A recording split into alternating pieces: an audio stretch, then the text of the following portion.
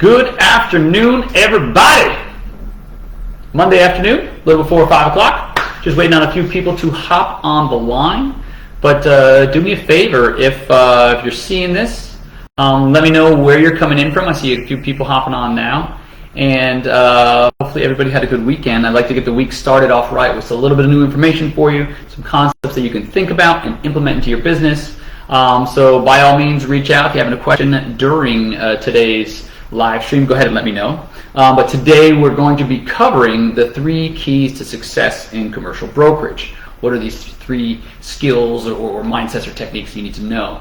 I see Manny's coming on from the state of Utah. Manny, how are you? I owe you a call, sir, so I'll be talking to you in a little bit.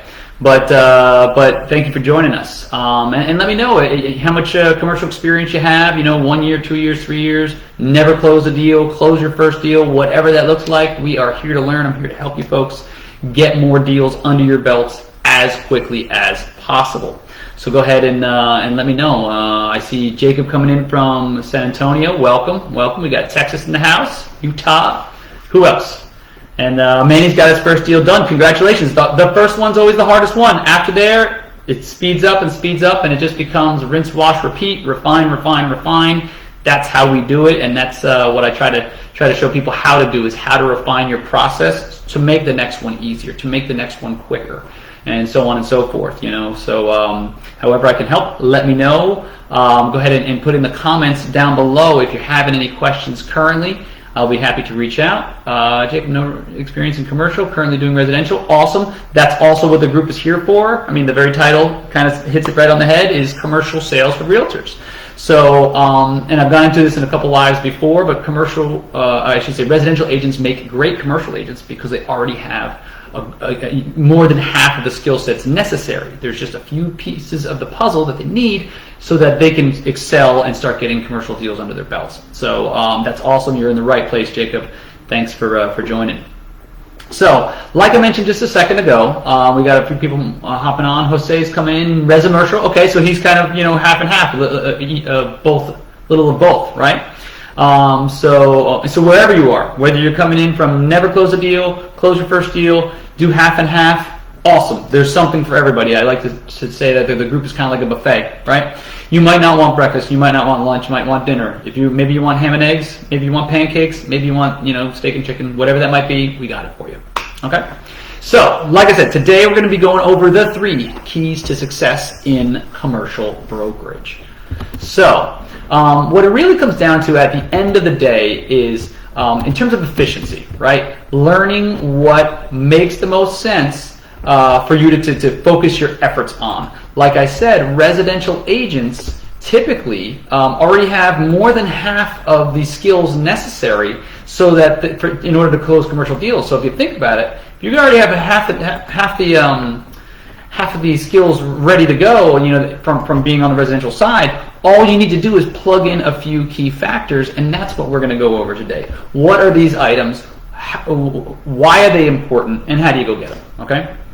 So, and also, if you stay to the end, I'm pretty psyched. This is going to be a really fun week. I kind of teased it a little bit this morning, but I'm going to have a big announcement tomorrow morning at 9 a.m. Eastern. That'll be 6 a.m. Pacific. But definitely stop by the group, check it out tomorrow. I'm going to be offering some really interesting stuff, some cool promotions this week. So check it out if you're looking to learn more about commercial real estate, commercial real estate brokerage, and so on and so forth. You definitely want to check out the group tomorrow morning. Okay? So that being said, we can go on and get started. So this is meant, and just as the group is, this is meant for residential agents, right? If you've ever considered getting involved in commercial brokerage, you already have a bunch of the things that already make it successful. What I want to talk about are the 3 key skills that you need to learn in order to get you over that hump and closing commercial deals. Okay?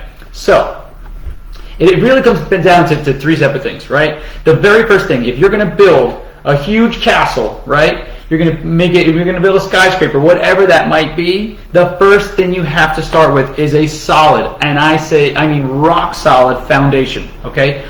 Now, in a house, you're talking about bricks, mortar, concrete, so on and so forth. In a skyscraper, you're talking about footings or pilings or whatever, and they drive it all the way down to the bedrock, so it's as solid as possible. Commercial real estate's no different in the sense that you need to have a very solid understanding of a few things before you start building your skyscraper on top of the foundation. Now, what do those look like? Okay, the first thing they look like, number one, is going to be you have to know your property types. I recommend being generalists in the sense of property types, but specializing in sales. That's my recommendation. Some people want to do leasing also. That's fine too. Leasing is very good to get you up and going and make money in a relatively short amount of time. But the deal sizes are significantly larger when you're dealing with leases. I'm sorry, when you're dealing with sales as opposed to leases. So there's obviously an incentive for you to want to get yourself to the sell side. So when you're talking about property types, here's what I mean. You're talking about industrial, like warehouses. Retail, so stores, any place where the public goes, okay? Office buildings, right? There's also multifamily, so anything that's 5 units or larger is going to be considered multifamily. If it's a duplex or a triplex, that's still considered residential, but if you have a 6, 8, 10 unit apartment building, that's technically considered commercial and falls under the property type of multifamily. We also have what are called single tenant net lease properties, or triple net properties is kind of the slang term for them. Think of CVS, Walgreens, some Burger Kings, McDonald's, AutoZone, all these Pep Boys, maybe not Pep Boys, but you know, auto parts stores. Banks are sometimes triple net properties where someone will sell the property and then with a quality credit tenant in place, like a CVS or a Walgreens, and you just get money in your mailbox every month. That's called a triple net property. And also commercial land. So those are the 6 different types of properties that I teach. Now, the important part to know is you have to know enough about each of the property types in order for you to be proficient, so that when the phone rings and someone starts asking you about something, or you get a buyer that says, hey, listen, I need you to help me with this, what do you think? You don't want to feel like a deer caught in headlights, so you have to have a good foundation in terms of what these property types are, who are the most important users, how you make money as a broker, right? Some different characteristics and terminology with all of these, right? As well as, you know, who's going to be the highest and best user, you know, who's going to make the most sense for this type of property. That way it keeps you from, when you get a buyer or leaser interested, you don't bring them to the wrong type of property because you're not aware of who the highest and best users are. So it's very, very important for you guys to understand the different property types, you know, what works, what doesn't work, how the zoning affects them, and so forth. Okay? That's numero uno when it comes to foundations. Second part, you have to know about construction characteristics of commercial properties. Here's why. All of us were born in a house, an apartment, a condo, whatever it might be, some sort of residential dwelling, and instinctively, you know, on the residential side, you know kitchens, bathrooms, laundry rooms, living rooms, so on and so forth, right? We all know that just from growing up in houses.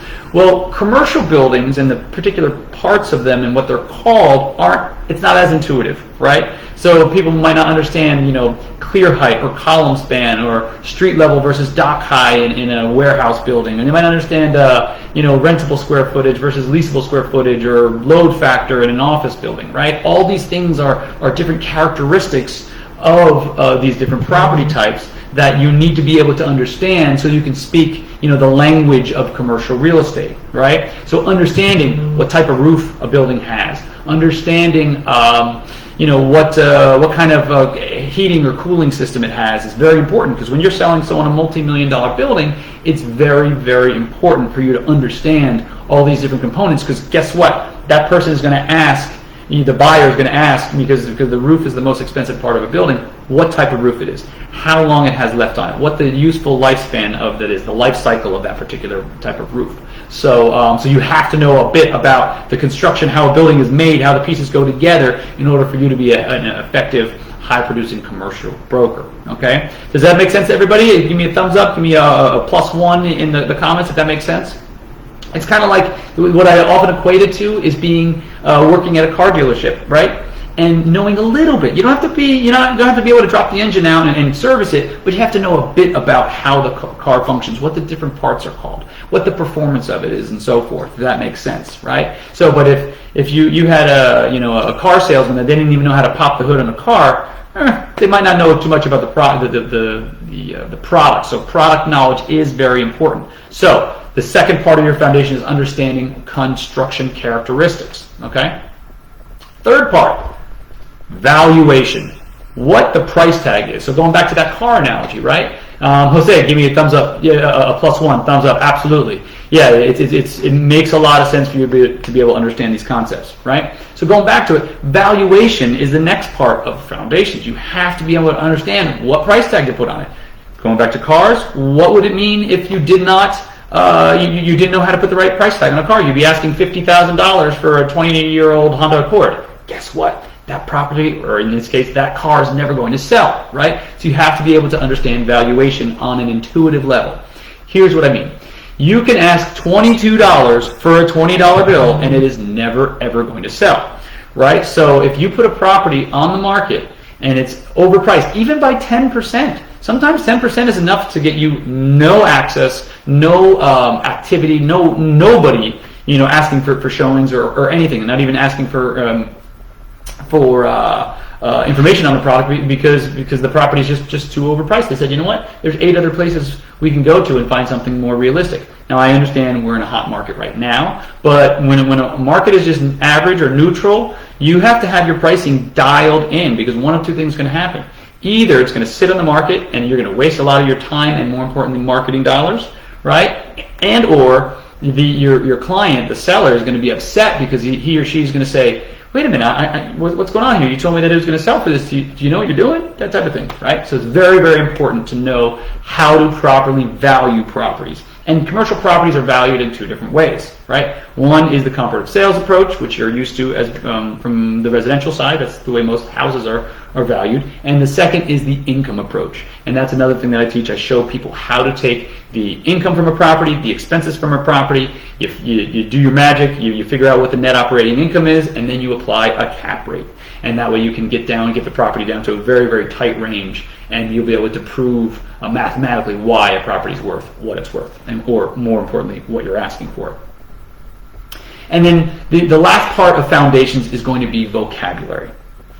Just like the legal profession, just like the medical profession, commercial real estate has its own language, right? So it's very, very important. You cannot speak the language if you do not know the words, right? So a part of the program that I teach is including a very, very dense, it's like the 100 most used commercial terms, right? And the reason why you need to know them is because it's so important. If a doctor was going to amputate your foot and he says, hand me the thingamajiggy, I'm going to cut this thing here off here, you're not going to think that the doctor knows what he's doing or she is doing, right? So it's very, very important, but if they said, please pass me the scalpel because I'm going to remove the anterior whatever, there's a jargon that goes with the profession so that you know that they know what they're talking about. Just like they have their own jargon, we have our own jargon. And I teach the 100 most used terms. Some of them are financial. Some of them are construction. Some of them are legal.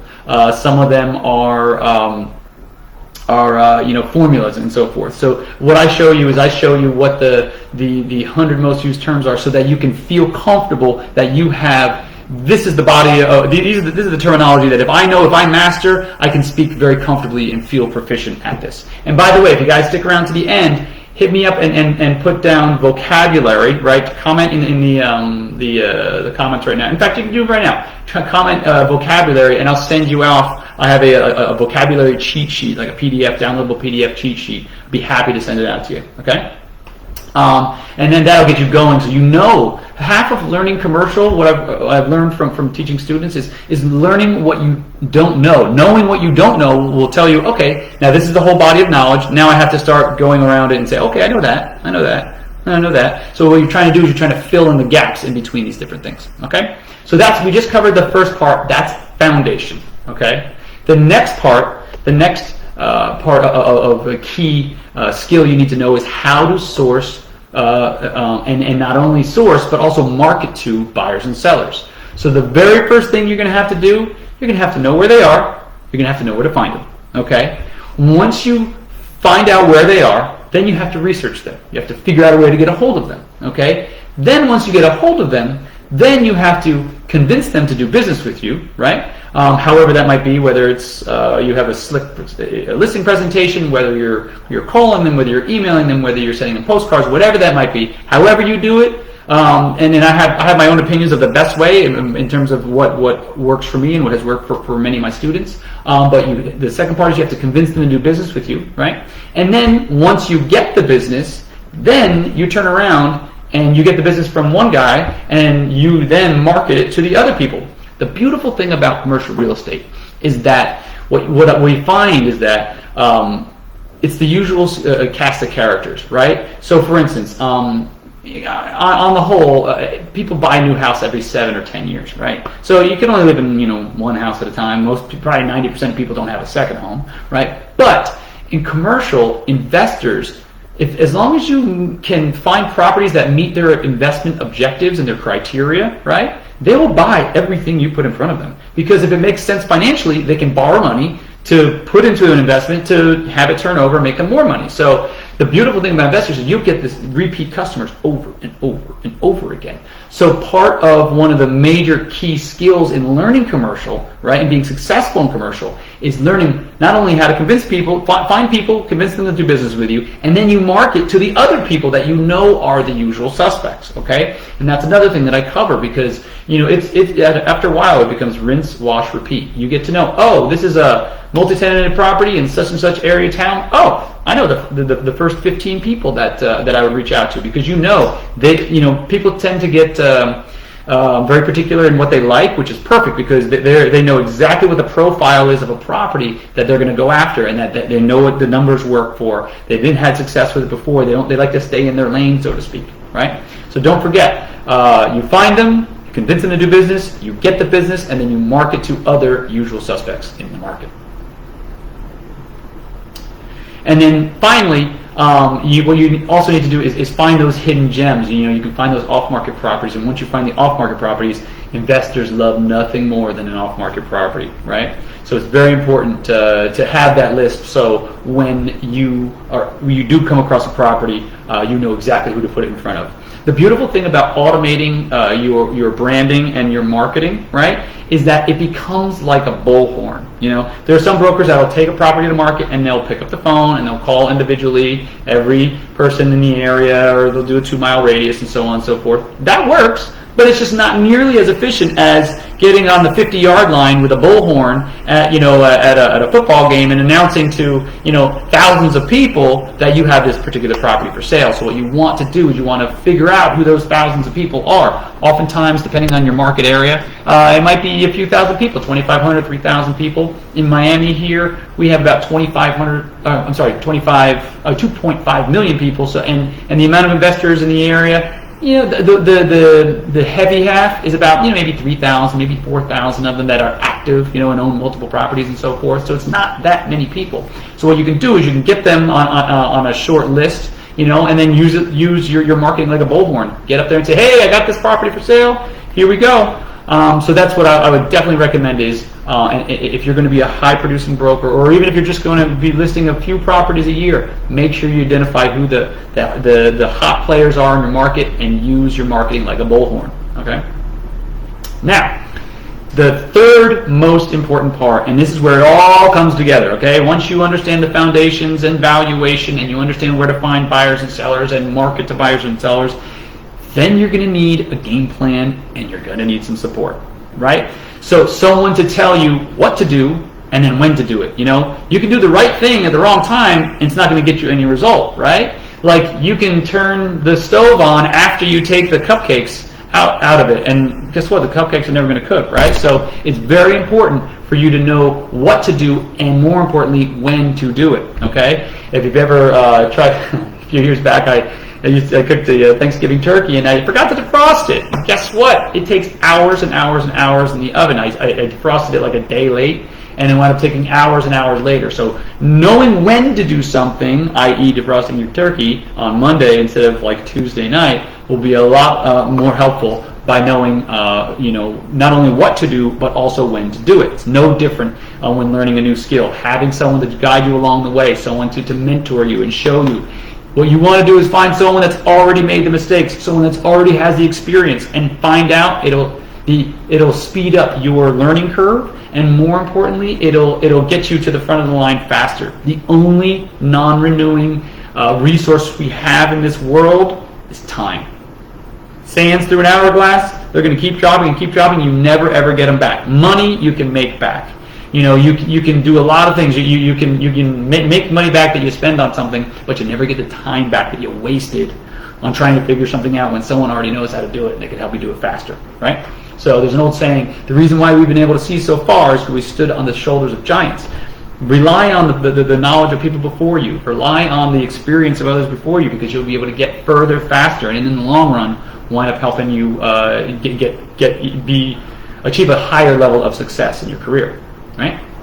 So what you need, you also need, so like I said, you need a game plan, the what and the when of how to do things, right? And what sequence also. And then the other thing you're going to need is you're going to need support, okay? Now support can come in a bunch of different ways. Maybe you get on a commercial team, maybe you hop on a team and they're going to mentor you, they're going to help you through a bunch of different things. Awesome. That's one way of doing it, for sure. The other thing is you might be able to get support and guidance from your broker. He might be able to help you, he or she might be able to help you craft out your game plan and help you figure out the what and the when and guide you along the way, okay? The other thing is you're going to need, you could also find a mentor, right? Someone that's willing to kind of take you under their arm or under their wing and allow you to see things through their perspective, from their eyes, and show you the inside track. Sometimes all it takes is someone to show you something, and you learn it, in a tenth of the time as with someone else, right? And then finally, you can also get yourself a coach, someone that's going to motivate you, someone that's going to keep you on track, someone that's going to keep you accountable, and so on, okay? And then finally, the last thing you could do is you could also find yourself an accountability partner, right? Sometimes you just need that person to say, hey, did you get your dials in today? Hey, did you reach out to that person? Hey, how did that listing go? And you say, oh, you know what? I got to call Charlie back. Oh, yeah, I meant to do that. Oh, so any one of those things, whether it's a team member, it's a broker, it's a mentor, it's a coach, or an accountability partner, we all need support. No man or woman is an island. We need people to help us keep on track when we get off track, to help us get back on. Sometimes when we're feeling a little bit lazy or not feeling fully motivated, they help keep you accountable to a system or to your numbers or to your goals, right? So again, bringing it all back around, we need to have solid foundations to build our skyscraper, right? We need to have people to help us along the way. We need to have support, and we also need to have a game plan, and also we need to know where to find buyers and how to market to them. Once we find buyers and sellers and investors, how to market to them so that we can reach the widest audience possible in the shortest amount of time. Which brings me to my last point. Right now, we are in the middle of a perfect storm, right? On the residential side, things have been a little bit tough lately. It's been really tough because the government dropped the interest rates, and what's happening is, it's harder to get deals done, especially if you're working with buyers. Properties are pricing up, and it's going beyond what people's budgets are allowing for. Cash investors or cash buyers are beating out anyone with financing, so it's getting harder and harder. At the same exact time, on the commercial side, the pandemic is opening up again, right? So I should say the country is opening up again from the pandemic. So what does that mean? Well, all those stores and all those restaurants and all those retail centers that went dark, when there was no business and these places wound up closing up shop, the owners of those buildings still have mortgages to pay. The owner of those buildings still want to lease those out. So there's going to be a ton of opportunity, both on the retail side, with stores and restaurants and so forth, as well as on the office side. Think of all those people that used to work in an office and now they're working at home, and now a lot of people are saying that. I saw a study the other day that said 48% of people are not going back to work. Even if that's wrong, or I should say going back to a physical location, even if that's exaggerated by 100%, let's say 24% of people, half of 48% of people, aren't going back. What that means is people are going to need 25% less office space than they used to. So there's likely to be a 25% vacancy rate. What does that mean? There's going to be plenty of opportunities for people that are getting started in commercial to be able to go through and learn, be able to help building owners, whether they're trying to fill a restaurant or a store, or help buyers that are looking to maybe buy a property that's been distressed, and that maybe the person says, you know what, I just don't want to deal with this headache anymore. It was such a headache through the pandemic. I just want to get rid of it. So there's going to be a lot of opportunity. So please don't overlook the commercial side when looking at opportunity. Things have been a little bit tougher on the residential side, and then yet at the exact same time, things are opening up on the commercial side. There's going to be a bunch of foreclosures coming down. I can't wait for the next few years of commercial, because we're going to be able to help a lot of people. Help them get their buildings full, help them get out of a jam if they are in one. So by all means, keep your eyes open, because a lot of opportunity is coming. So like I said earlier on, if you guys are looking for that vocabulary list, type vocabulary in the comments below, or vocab, and I'd be happy to get that over to you, and so that you can start studying and start learning, get to know what you don't know, so that if you start taking on some new requirements, you get to know the language of our CRE vocabulary here. Okay. So if no one has any questions, I will go ahead and adjourn for the day. But in the meanwhile, if you do have any questions, feel free to reach out to me. You can DM me. You can reach out in the comments below also. I love helping people. I'll be happy to answer any questions you have. And also, remember, tomorrow morning, 9 a.m. Eastern, I'm going to be making an announcement in the group. So just keep your eyes peeled, because it's going to be awesome. It's going to be a really great week, and I'm really looking to help a lot of people. So I'll talk to you guys soon. Hope you're having a fantastic day. Go out and get them. I want to see you guys closing commercial deals soon. Talk to you soon. Bye-bye.